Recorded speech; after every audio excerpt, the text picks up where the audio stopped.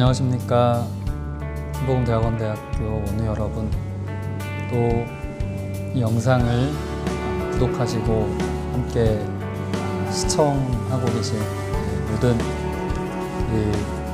저희 동역자들, 성도 여러분, 주님의 이름으로 인사를 드립니다.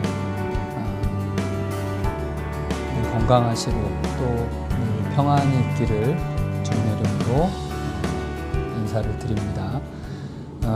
우리 신약 신학 13번째 시간 13강을 시작을 하도록 하겠습니다. 잠깐 기도하겠습니다.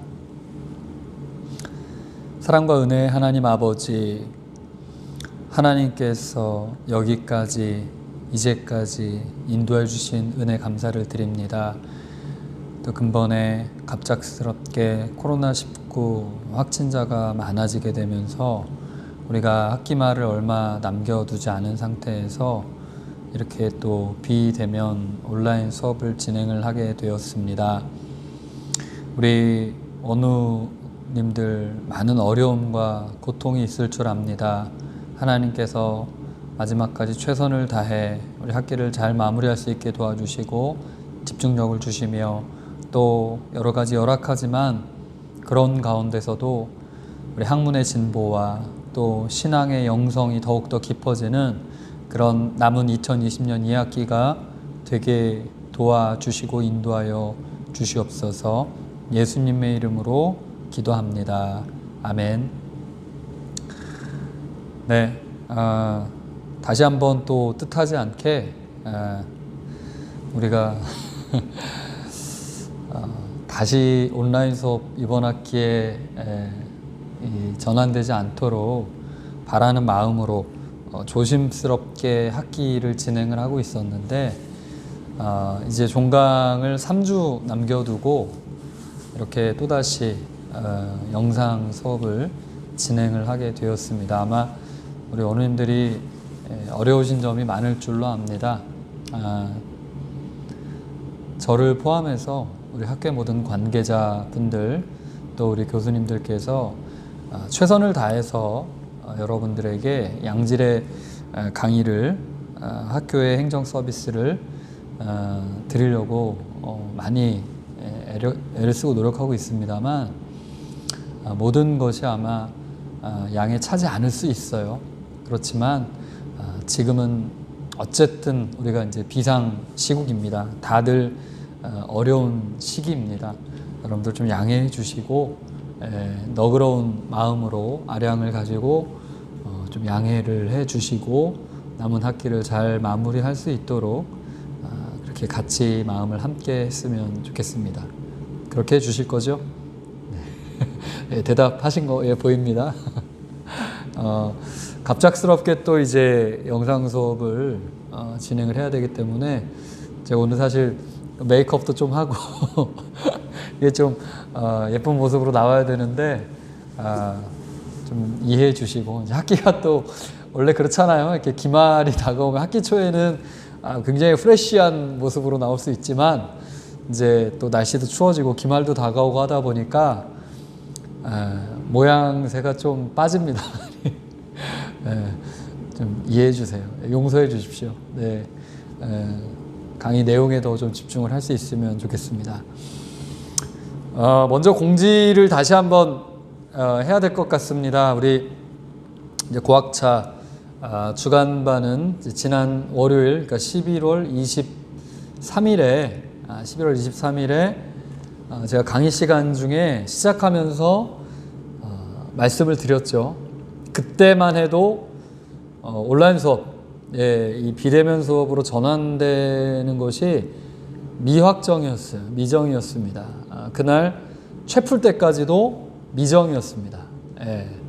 그때까지는 거의 좀 단호하게, 왜냐하면 이제 24일 0시부터 우리가 사회적 거리두기가 2단계로 올라갔기 때문에 그때까지는 좀 관망 상태였어요. 어떻게 될지 모른다.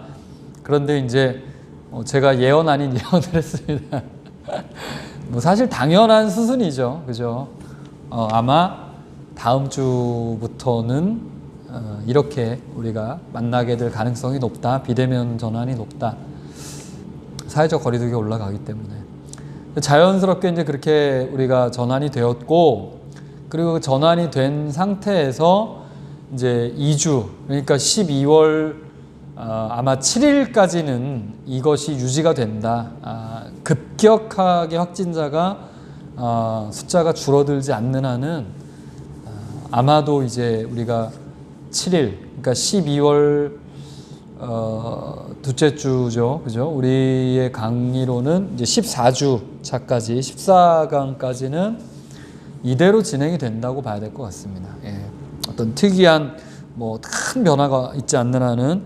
그렇기 때문에 12월 7일 강의까지, 또 이제 야간 같은 경우는 12월 8일까지 우리가 예상을 하고, 앞으로의 두 번의 강의는 동일한 방식으로 지금 이 유튜브 우리 영상 강의를 통해서 진행이 되겠고요.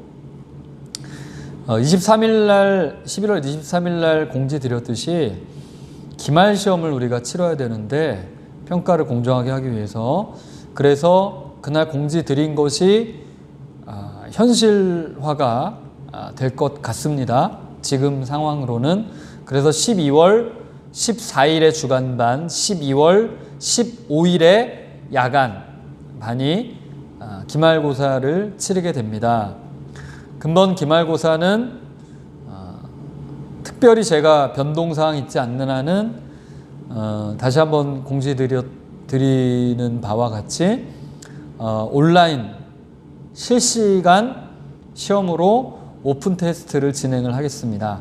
그래서 여러분들의 강의 시간, 그러니까 주간반은 월요일 12월 14일 오후 2시 20분에 제가 재택 수업 홈페이지를 이용해서 문제를 오픈을 하도록 하고요. 그때 그때 제시된 그 문제를 가지고 여러분들이 우리가 원래 수업 시간이 3시 40분까지인데 한 4시까지 해서 그때 정확하게 다시 공지합니다. 아마 4시가 될 것 같아요. 4시까지 어떤 자료든 좋습니다. 여러분들이 가지고 계신 자료들을 활용해서 답을 충실하게 적어내시되, 아무래도 이제 자료가 활용할 수 있는 폭이 넓다 보니까 간혹 가다가 이 양으로 승부하려는 분들이 계실 수도 있어요. 예, 그러니까 답을 내가 길게 적어서 이것으로써 평가를 받겠다. 예. 근데 저는 그 양보다는 제가 드린 그 질문의 의도에 정확히 부합을 하는가에 따라서 평가를 매기도록 하겠습니다. 그래서 어떤 자료를 활용하셔도 좋지만 제가 출제해드린 의도에 정확히 부합하도록 답을 적어주시라라는 말씀을 드리면서 그날 그런 방식으로, 그래서 제가 그 문제를 내드리는 그 페이지에 제 이메일 주소를 다시 한번 공지를 할 테니까요. 그 이메일 주소로 정해진 시간까지 메일을 보내주시면 그것을 가지고 제가 평가를 하는 방식으로 진행을 하겠습니다. 그리고 야간반은 12월 15일 화요일에 동일하게 야간반 수업 시간, 그러니까 우리가 6시부터 7시 20분까지인데 그때도 마찬가지로 6시부터 한 7시 40분 정도 이렇게 조금 더 여유를 들여서 원래는 우리 수업이 80분인데 한 100분 정도의 시간을 드리고 그 안에 이제 답을 적어주시는 것으로 하는데, 여기서 한 가지 문제가 발생하죠. 우리가 이제 물론 그 책을 덮고 여러분들이 시험을 볼 때도 더 그렇겠습니다만, 오픈 테스트 같은 경우도 여러분들이 그 시간 안에 정보들을 찾아내고 또 답을 쓰시는 그런 훈련이기 때문에, 만약에 이게 사전에 여러분들이 문제를 알고 미리 준비된 상태에서 시험을 치르게 되면 그것도 형평성이 어긋나고 좀 부정이 될 수가 있어요. 그래서 우리가 필연적으로 어쩔 수 없이 주간반과 야간반은 이 시차가 존재한다는 것입니다. 예, 그렇기 때문에 이것도 사실 좀 논란이 될 수 있지만, 네, 하지만 오히려 이쪽 편이 더 형평성이 있는 것 같아서 이번 시험만은 주간반하고, 잘 들으세요, 주간반하고 야간반하고 문제를 다르게 출제하겠습니다. 예. 이해되시죠? 네, 주간반에 출제한 문제를 15일날 그 다음날 그대로 야간반에 출제하지 않겠다는 얘기입니다. 예. 대신에 제가 최대한 이제 좀 뭐랄까요, 이 변별력이랄까, 시험의 좀 수준을 최대한 좀 동일하게 해야 되겠죠. 근데 우리가 아무래도 이제 그 서술형 시험을 봐야 되기 때문에 어떤 게 쉽다, 어떤 게 어렵다, 어떤 부분이 자신 있다를 개개인에게 정확히 적용할 수 있을 정도는 되지 않을 겁니다. 그렇지만 그래도 제 선에서 최대한 좀 비슷한 수준으로 문제를 내는 방향으로 그렇게 진행을 하겠습니다. 그러나 주간과 야간은 다른 문제로 시험을 보게 된다. 네, 이것이 제가 드리게 되는 공지의 요점이 되겠습니다. 다음 주에도 영상 강의를 통해서 다시 한번 더 자세하게 좀 공지를 드릴 테니까요. 그렇게 시험을 준비하시고 기말 평가를 진행을 하시면 되겠습니다. 네. 지난주에 우리가 죄의 문제, 제9장 죄의 문제를 가지고 이야기를 했었는데 조금 이제 정리할 부분이 있어서 교재를 여러분들 혹시 지금 가지고 계시죠? 교재를 286페이지를 펼치시면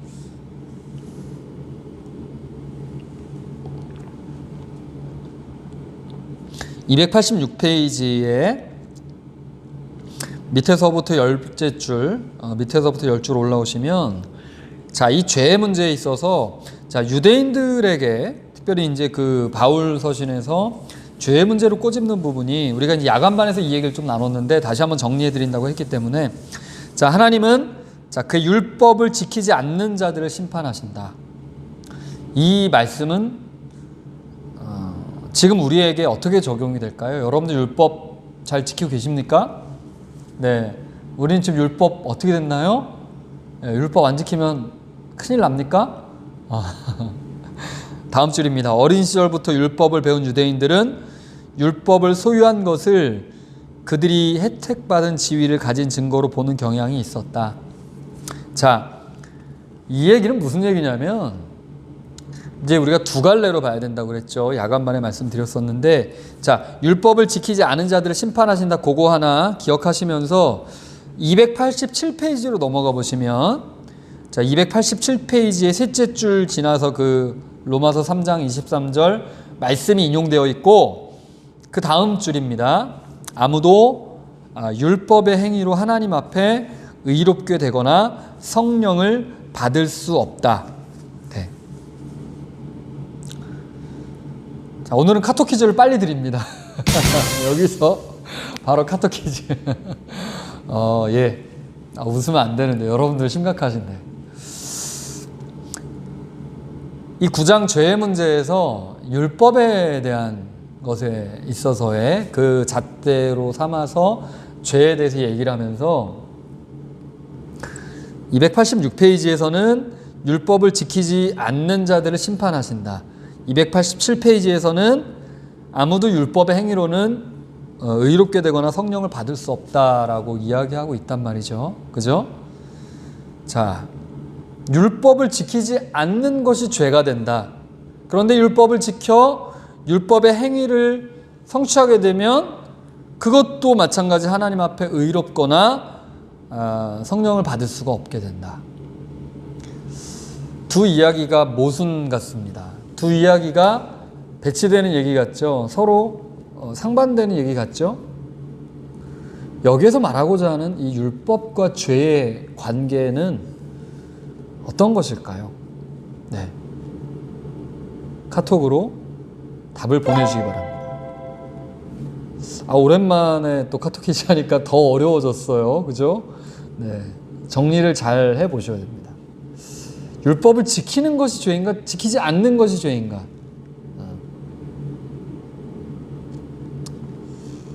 옛날에 처음에 단답형으로 할 때가 좋았는데, 그죠?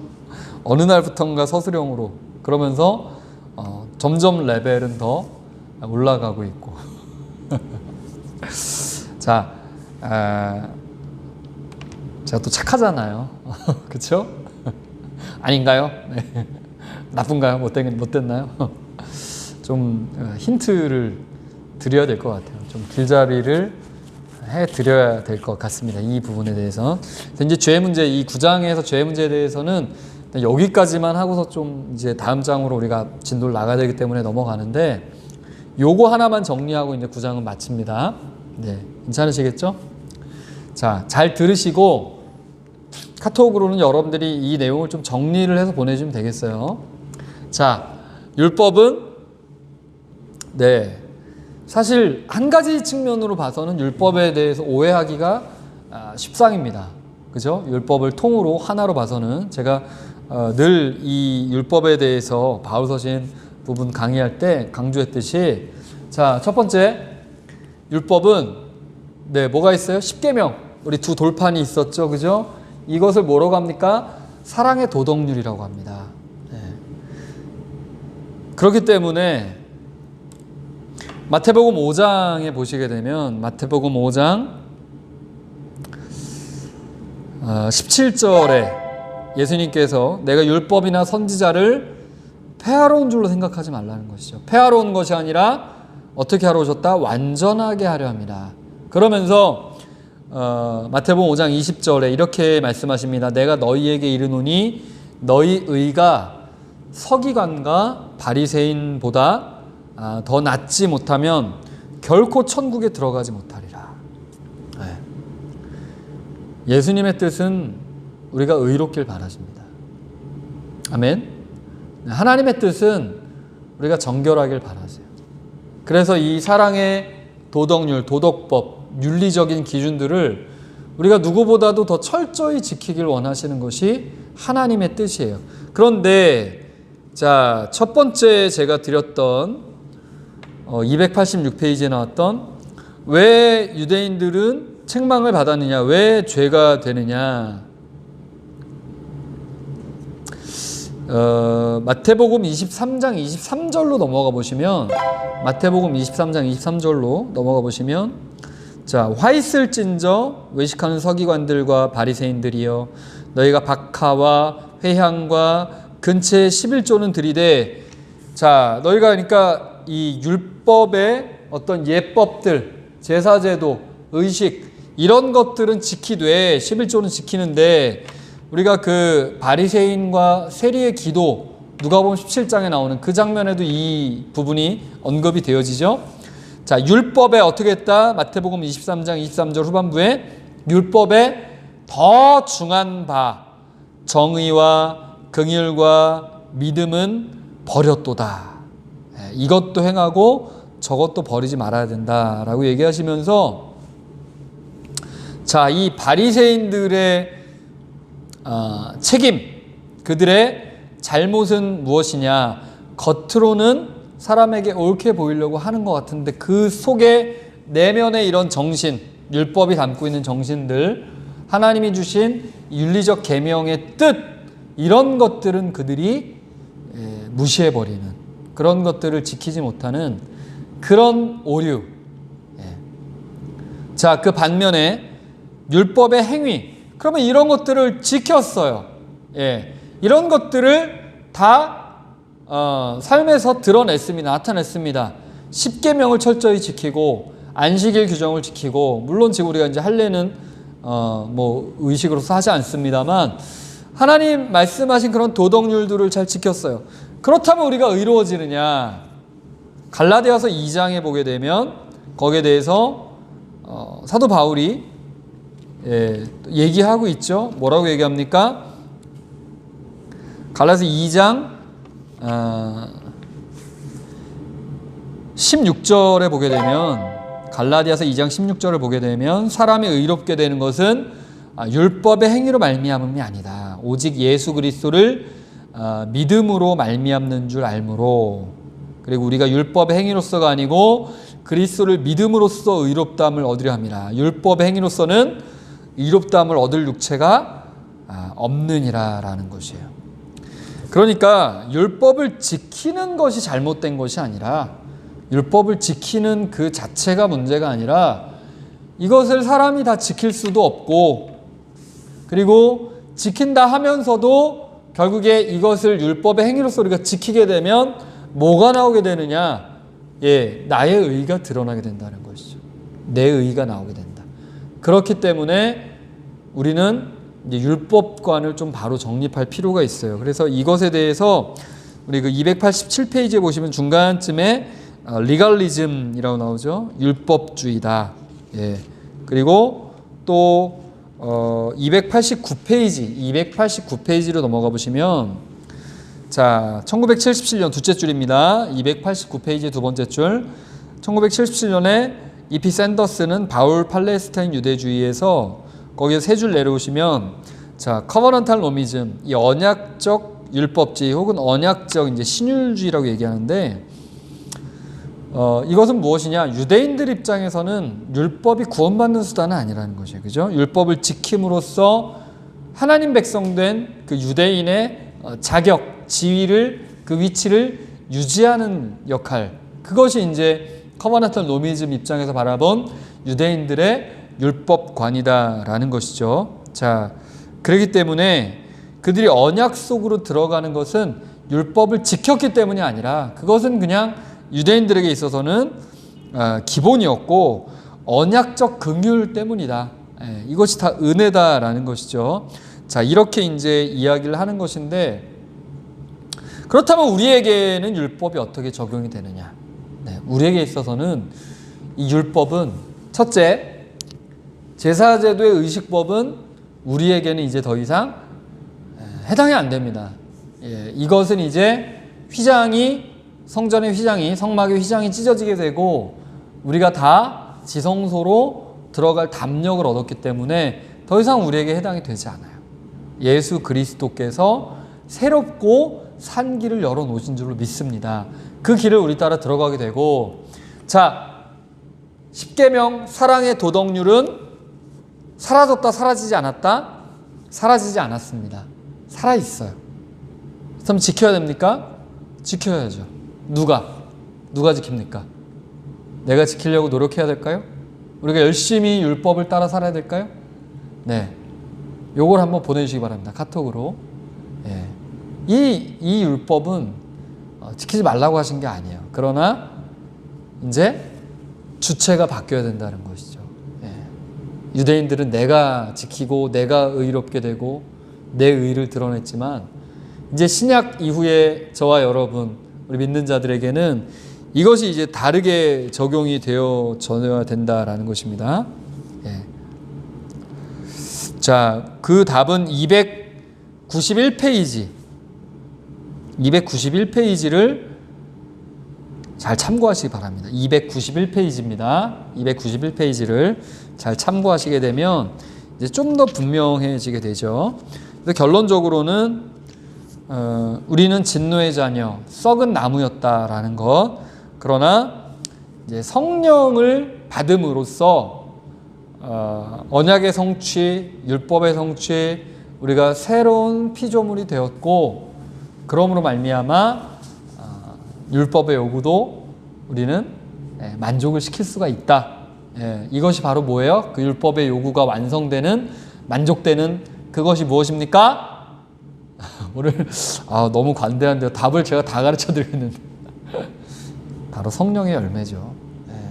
그 성령의 열매가 저는 율법의 축약이다.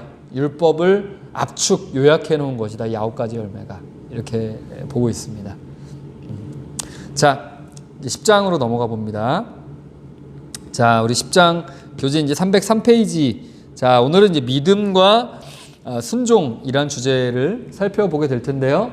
자, 303페이지에 보시면 이제 문제가 제기가 됩니다. 어떤 문제냐? 이제 이 죄를 우리가 살펴보다 보니까 자, 이 죄와 사망의 세대에서로부터 우리가 구원받기 위해서 우리에게 필요한 것은 무엇인가? 이것이 바로 우리가 이제 10장에서 다룰 믿음과 순종. 그래서 이 토마스 슈라이너의 이 신약신학은 굉장히 제가 판단할 때는 아주 복음적이에요. 아주 복음적이고 또 사실은 우리가 아주 생소한 모르는 신학을 얘기하는 것은 아닙니다. 예, 물론 여러분들이 이제 내용을 뭐 발제하시고 요약하시다 보면 좀 어렵다 느끼실 때도 있겠습니다만, 여기에서 다루고 있는 어떤 떼제들은 전혀 생소하고 낯선 주제들을 여러분들하고 나누는 것이 아니라 아주 그 신앙의 초보적이고 기초적인 단계들, 그런 것들을 마치 계단을 한 계단 한 계단 올라가듯이 차곡차곡 이 돌다리를 한 번씩 두들기면서 건너가는 듯한 그런 느낌으로써 주제들을 다루고 있다. 그래서 이제 기독론이 끝나고 성령에 대한 언급, 그리고 이제 죄와 믿음, 순종으로 지금 넘어가고 있습니다. 자, 그 근거는 무엇이다? 이제 이 구원받기 위함이에요. 구원받기 위한 인간에게 필요한 것은 무엇이냐? 네, 히브리서 1장 1절. 1장 1절입니다. 시작. 에스틴 데 피스티스 엘피조메논, 그죠? 휘포스타시스, 프라그마톤, 엘레코스, 여기서 끊어지죠. 엘레코스 우 블레포멘이요. 블레포메논, 그죠? 그래서 자, 피스티스 뭡니까? 믿음은. 에스틴 하면 뭐예요? 에스틴 하면 무엇이다. 예, 우리 영어 문법 중에 이제 비동사와 같죠? 비동사와 같이. 에스틴 하면, 그래서 믿음은 뭐냐? 여기서 제일 중요한 단어, 이 문장에서 제일 중요한 단어 뭡니까? 휘포스타시스예요. 휘포스타시스. 그죠? 뭐예요? 휘포스타시스? 예, 맞습니다. 실상이라는 뜻이에요. 실상, 실체라는 뜻이죠. 그렇기 때문에 이 객관적 실체가 무엇이냐? 우리가 직접 목격할 수 있고 증거할 수 있고 우리 삶을 통해 드러내는 객관적 실체가 뭐냐? 곧 그 근거는 믿음이라는 거예요. 믿음. 예. 그래서 우리가 그 히브리서 11장에 나오는 많은 믿음의 사람들, 예, 아브라함이 어떻게 합니까? 믿음으로 갈대아 우르를 떠나요. 그 믿음을 가지고 떠났더니 거기에 뭐가 있었다? 가나안 땅에 하나님의 언약의 성취가 있다는 거죠. 그죠?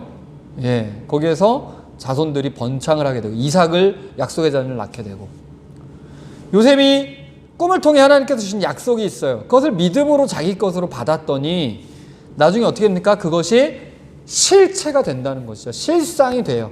예, 총리에 오르게 되는. 그죠? 구약 백성들이 언약을 받습니다. 메시아, 예, 너희를 구원할 메시아. 근데 그것이 실상이 되어서, 예, 온 세상에 미칠 기쁨의 유앙겔리온, 좋은 소식을 너희에게 전한다. 예수 그리스도, 성탄, 그죠?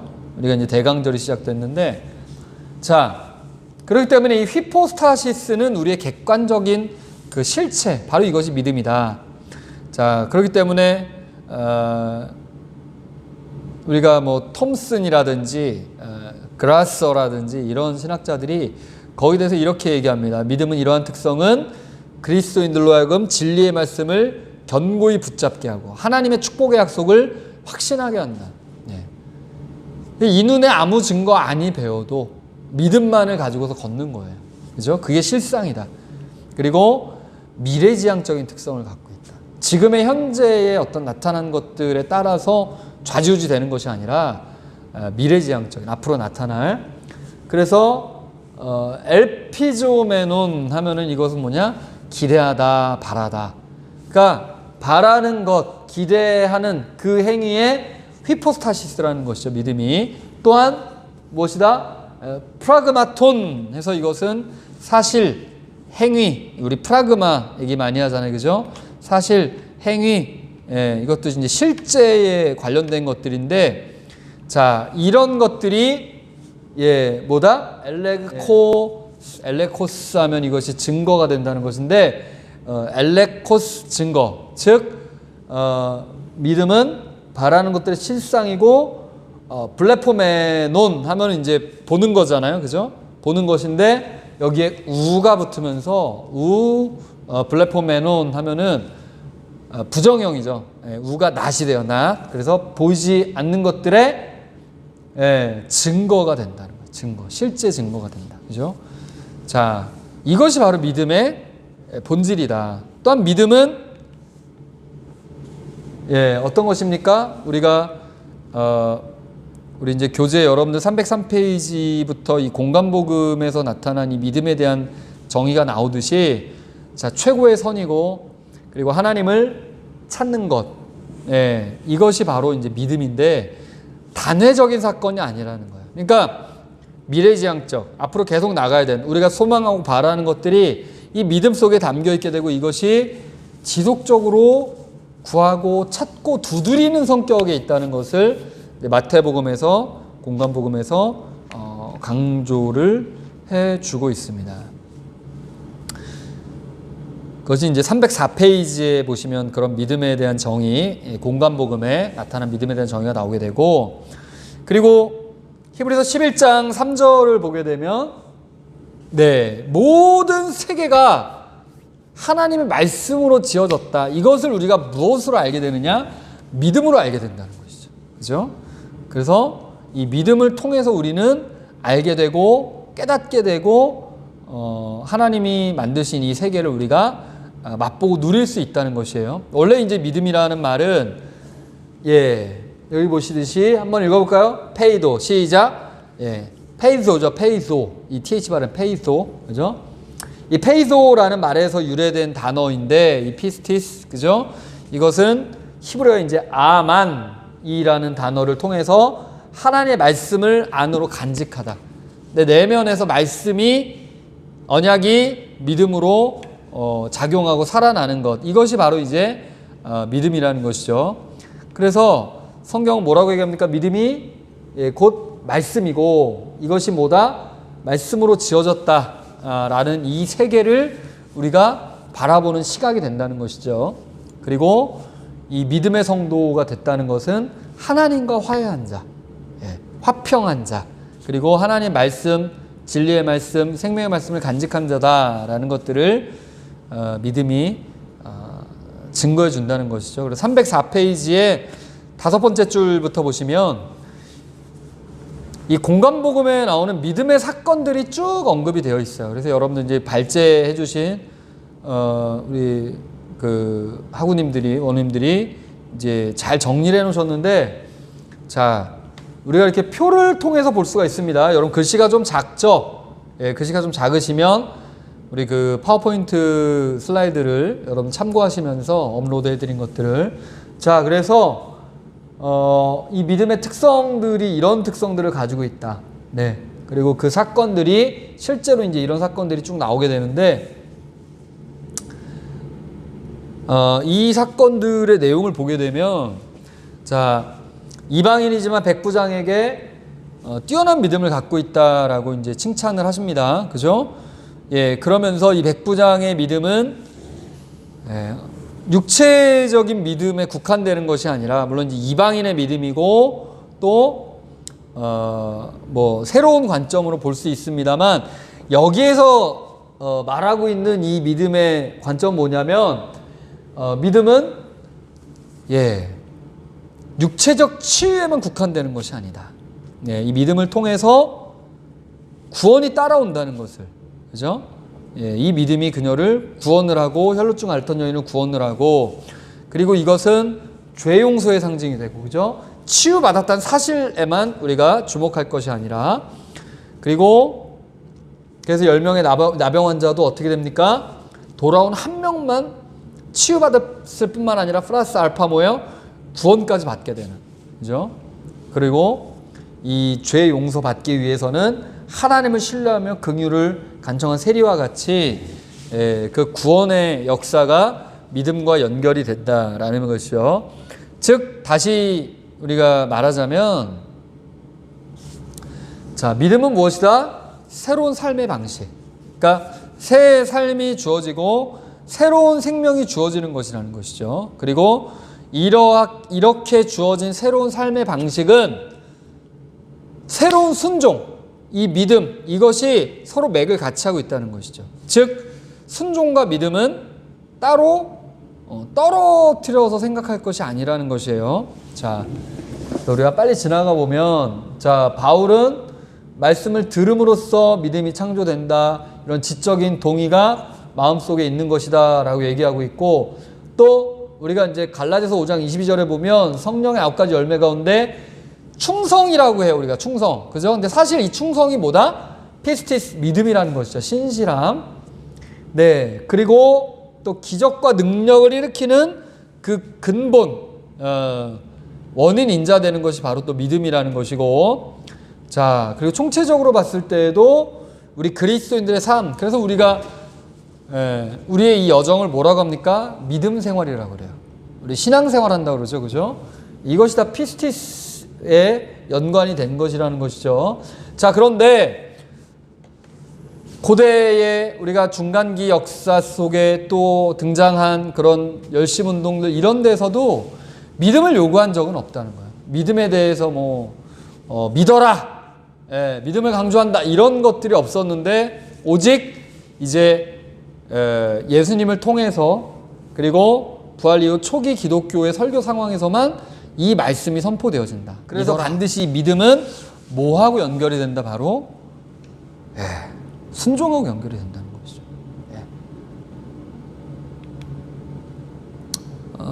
우리가 성경을 보면서 참 많은 그 사건들이 있어요. 많은 사건들이 있습니다만,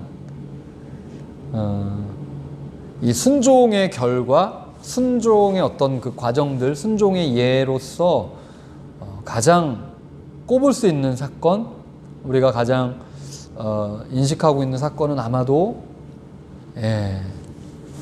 아브라함이 그 독자 아들 이삭을 모리아산에 가서 하나님께 드리는 이 사건이 아닌가라고 저는 꼽고 싶습니다. 하나님께서 명하세요. 네 아들 독자를 바쳐라, 드려라 라고 했을 때, 자, 우리가 이제 아브라함의 믿음을 높이 사는 부분은 바로 이런 부분이죠. 거기에 대해서 첫 번째, 의심하지 않습니다. 두 번째, 거기에 대해서 반문하지 않아요. 하나님, 가르쳐 주세요. 왜 그런 겁니까? 왜 제 아들이 필요하시죠? 왜 제가 아들, 이 귀하게 얻은 독자를 드려야 됩니까? 라고 묻지 않아요. 그리고 세 번째, 즉각적으로 순종한다는 것. 이게 바로 뭐다? 아브라함의 믿음을 증거하는 것이다. 나타낸 것이다. 하나님의 사랑을 확증하시잖아요. 무엇으로써? 그 아들 예수 그리스도를 우리에게 아낌없이 내어주시는 그 사랑이, 로마서 5장 8절 뭡니까? 하나님의 사랑을 확증하셨다는 것이죠. 그렇죠? 그렇기 때문에 우리가 믿음이라고 쓰지만, 이 빨간 글씨가 잘 안 보이시죠? 믿음이에요, 믿음. 믿음이라고 쓰지만 무엇이라고 읽습니까? 우리는 순종이라고 읽어야 된다. 믿음과 순종은 별개의 것이 아니라, 따로 떨어져 있는 것이 아니라는 거예요. 그리고 우리가 예수님을 영접하고 믿는 동시에 우리는 순종의 학교에 입학을 한다. 의미가 있습니다. 자, 순종이란 무엇이냐? 순종이란, 자, obedience, 순종은 그 책임은 어디에 있습니까? 순종의 책임은 우리 절대자, 우리 하나님께 있는 거예요. 내 안에 말씀하시는 주님의 음성, 그것이 나를 책임져 줍니다. 그리고 그 지시를 따라서 우리는 어떻게 하기만, 기꺼이 수행만 하는 것이다. 그래서 그 반대되는 그 단어가, 영어 단어에 뭐가 있습니까? 한번 읽어볼까요? willfulness. willful. 그러니까 내 의지가 반영이 된 거예요. 전적으로 그 의지를 따라가는. 그리고 disobedience. obedience에 대해서 반대하는, 순종에 대해 거부하는. 이것이 바로 뭐다? 교만, 죄, 불순종. 이것이 바로 우리가 9장에서 살펴봤던 죄의 모습이다. 그러니까 오늘 강의 시작하면서 처음에 말씀드렸습니다만 율법을 지켜도 죄가 되고 율법의 행위로는 또 하나님께 닿을 수 없고, 여기 뭐가 있느냐면 인간의 내면에 있는 그 죄성이 있다는 거예요. 예. 율법을 거부하는, 하나님의 뜻을 거부하려는 그 의지, 내 의지, willfulness, 그죠? 고집이 있고, 반대로 율법을 지켜요. 열심히 지킵니다. 지키고 나서 어떻게 합니까? 아, 내가 지킨 거야. 내가 의로워. 라고 얘기하는 이 자아. 그것이 살아있을 때 바로 이것이 거역이 되고 불순종이 된다는 것이죠. 이해되십니까? 자, 두 번째 파트는 310페이지로 넘어가 보시면, 자, 그렇다면 이제 요한 문서에는 그 어디보다도, 그러니까 우리가 God focused, 우리 이제 신약의 전체 배경 속에 하나님께 초점을 두고 있고, 그리고 Christ centered, 예수 그리스도가 중심에 있잖아요. 네, 그리고 이제 Spirit saturated인데, 자, 이 모든 중심에 뭐가 있다? 예수 그리스도. 그럼 이제 공간복음도 마찬가지입니다만, 뭐 바울 서신도 마찬가지입니다만, 그 어떤 성경보다도 이 Christ centered한 이 영적인 복음서, 여기에서 강조되고 있는 단어가 바로 뭐다? 믿음이라는 거예요. 믿음. 그죠?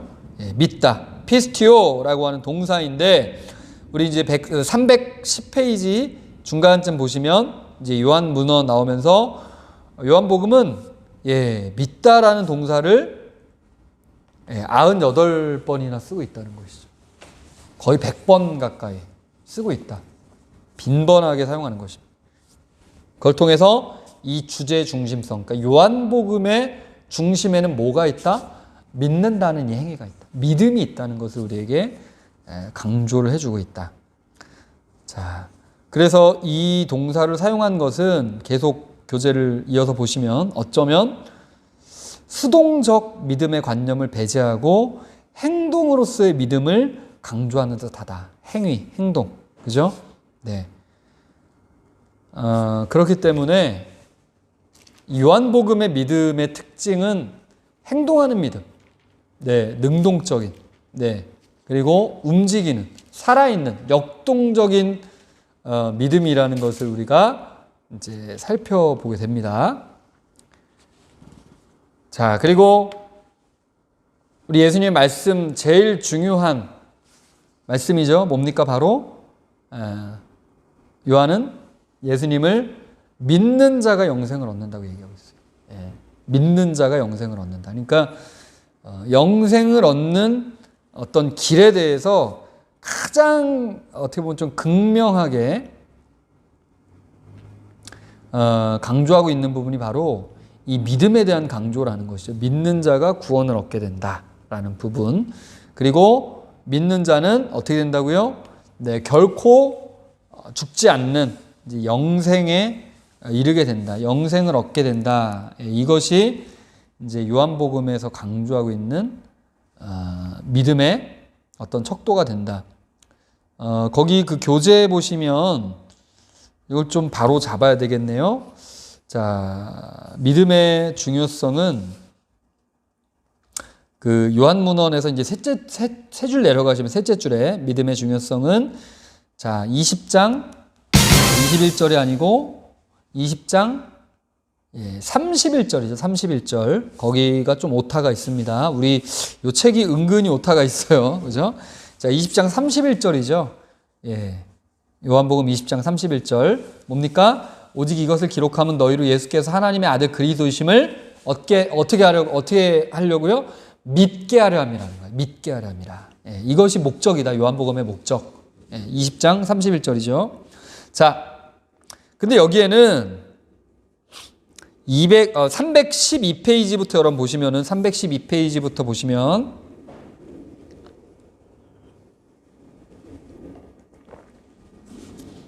자, 이 믿음의 역동성에 대한 표현으로서 다섯 번째 줄 이하에 보시면 믿음은 살아있고 능동적인 것을 분명히 하면서 그 다음 단락입니다.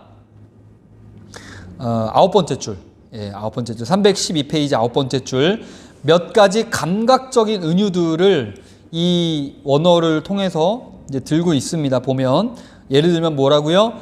듣는 것, 보는 것, 마시는 것, 먹는 것. 이것이 뭐다? 예수님을 믿는다는 그 의미라는 거예요. 예. 그러니까 그냥 믿음이라는 그 뭐 실체가 사실 이제 우리가 이제 믿음을 실상이라고 얘기를 했지만 눈에 보이는 건 아니죠. 믿음이라는 게 뭐 어떤 사물도 아니고, 그죠? 뭐 현상적이라고 할까요? 근데 사실은 눈에 보이지 않지만, 가시적이지 않지만 요한복음에서는 그것을 은유를 통해서 마치 뭐 약간 의인화했다고 그럴까요? 좀 이렇게 실체화했다. 예. 자, 그래서 몇몇 이제 중요한 표현들이 나옵니다. 원어 표현들이 나오는데 먼저 뭐가 나오느냐? 예, 한번 읽어볼까요? 시작.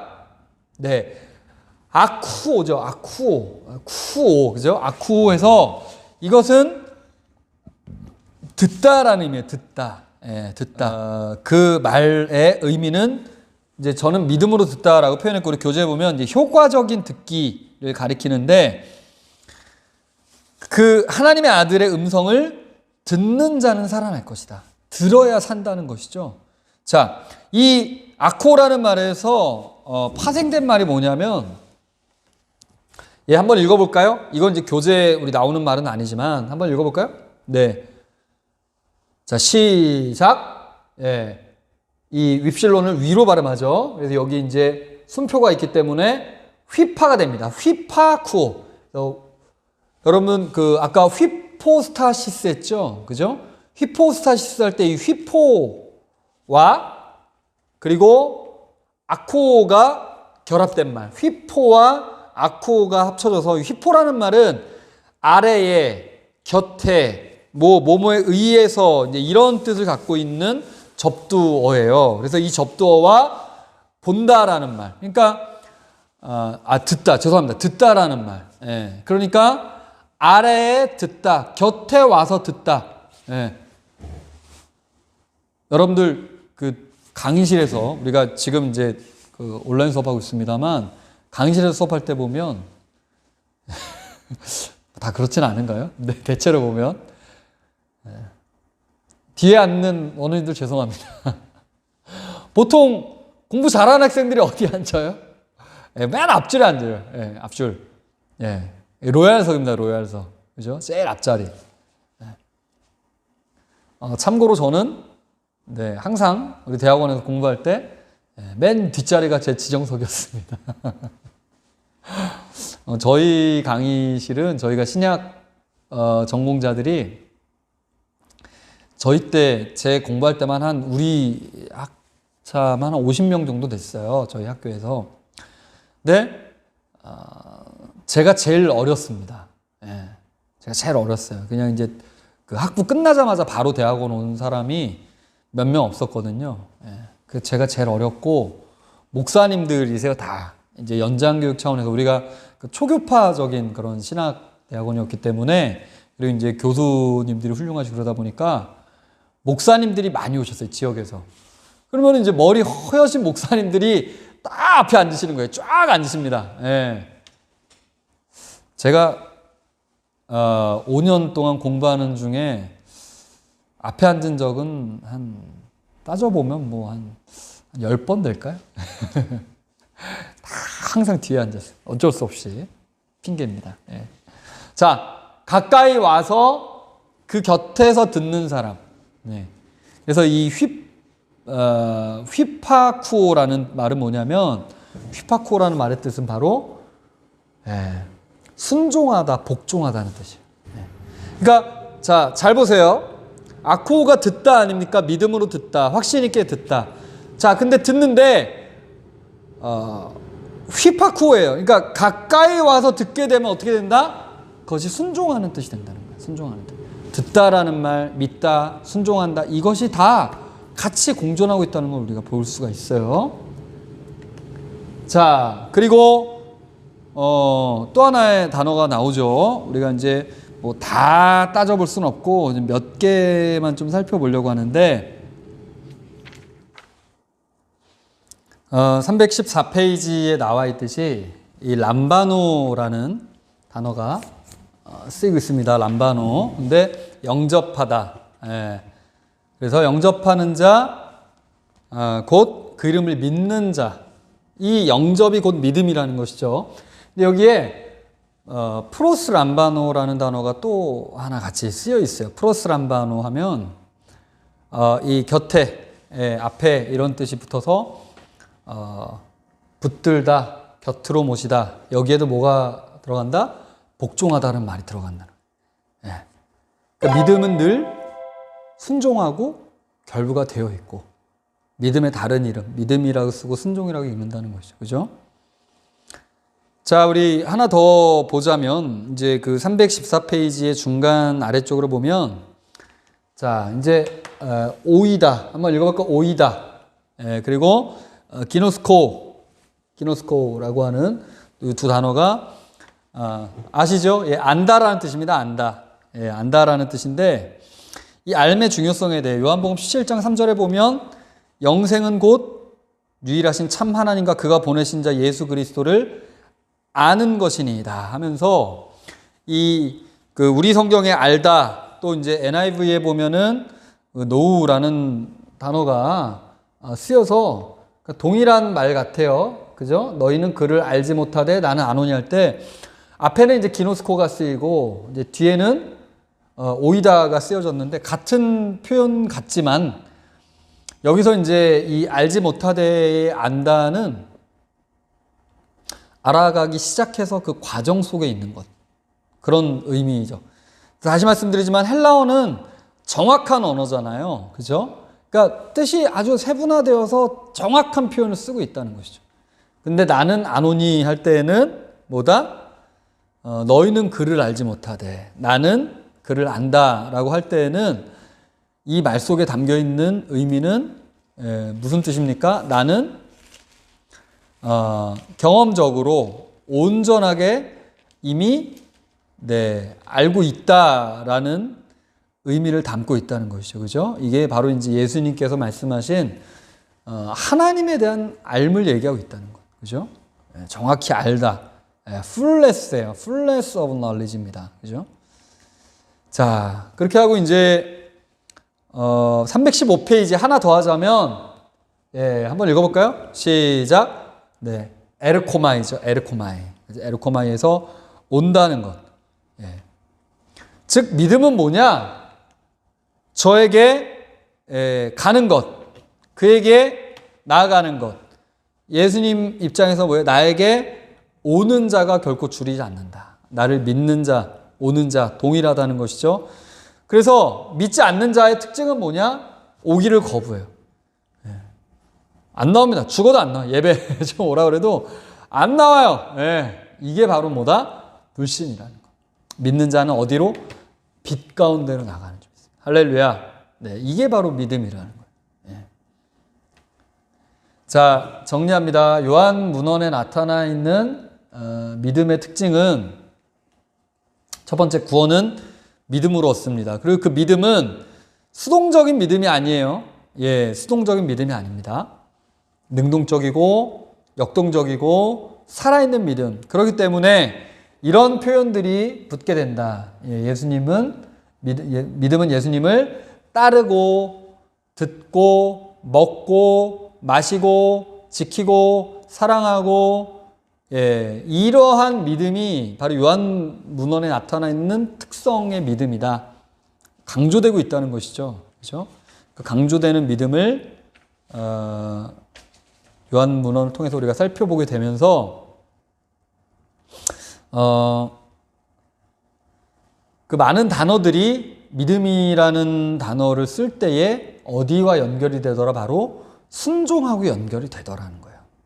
그죠? 프로스, 람바노, 또 휘파쿠오 하면서 아쿠오라는 말, 곁에 가서 듣는다. 귀 기울여. 그죠? 또 프로스 람바노, 곁으로 가까이 앞으로 영접한다. 이런 것들이 다 순종, 복종의 의미를 담고 있다라는 것이죠. 그래서 성경에 나타나 있는 이 많은 사람들은 뭐다? 순종하는 사람과 거부하는 사람으로 나눠지게 된다는 것이죠. 아주 단순합니다. 이 믿음의 원리는. 그죠? 자, 이제 322페이지로 넘어가시면 사도행전이 나오게 되는데, 거기에 보시면, 자, 믿음과 순종은 누가복음에서처럼 사도행전에서 동전의 양면이다. 같이 붙어 있다라는 것이죠. 그래서 사도들은 불신자들에게 회개하고 죄에서 돌이키라라는 말을 많이 해요. 선포를 합니다. 그죠? 회개하고 돌아가서 회개에 합당한 일을 하라라고 이야기를 하는데, 323페이지, 이제 우리 시간이 오늘은 다 되었기 때문에 한 가지 사건만 보고 마치면, 자, 고넬료와 친구들이 믿어서 구원을 받았다. 그리고 베드로가 이것을 어떻게 강조했는가. 그래서 이 배경에는, 자, 고넬료가 회개하고 예수님을 믿게 됩니다. 믿게 되는데, 이 스토리 가운데, 자, 우리가 여기 이제 교재에서는 그 부분을 언급하고 있지 않지만, 한 가지 우리가 좀 분명히 살펴볼 부분은 뭐가 있느냐면, 이 베드로의 순종이 또 거기에 담겨져 있다는 것이죠. 그죠? 네. 그래서 분명히 그 베드로를 청하여서 욥바에서 청해서 가이사랴까지 베드로가 가게 된 여정도 바로 무엇 때문이라고 얘기하고 있느냐면, 성령님이 명하셨기 때문에. 성령님이 내게 명하사라고 사도행전 11장에서 베드로가 이렇게 고백을 하고 있습니다. 그러면서 이것이 무엇이다? 바로 하나님의 명령이고 그 명령에 베드로는 순종한 것. 근데 사실 굉장히 파격이죠. 그렇지 않습니까? 왜냐하면은 베드로는 유대인이에요. 네. 아무리 그가 예수님을 믿었지만 보자기가 내려올 때 10장에 보면 환상 속에 보자기가 내려올 때 어떻게 합니까? 난 잡아먹을 속된 것 먹을 수가 없습니다.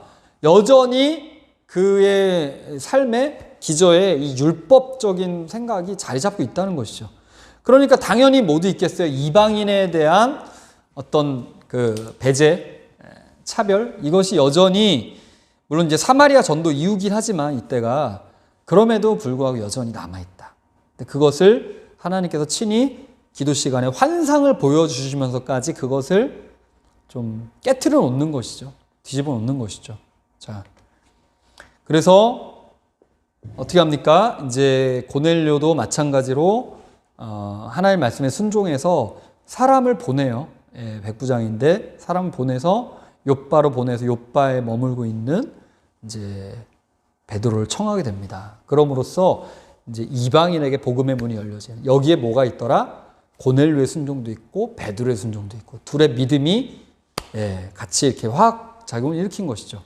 자, 여기에 대해서 뭐라고 얘기합니까? 베드로가 사도행전 10장에 보면 34절에 베드로가 입을 열어 말하되 내가 참으로 하나님은 사람 외모를 보지 아니하시고 하나님을 경외하며 의를 행하는 모든 사람을 다 받으시는 줄로 깨달았다.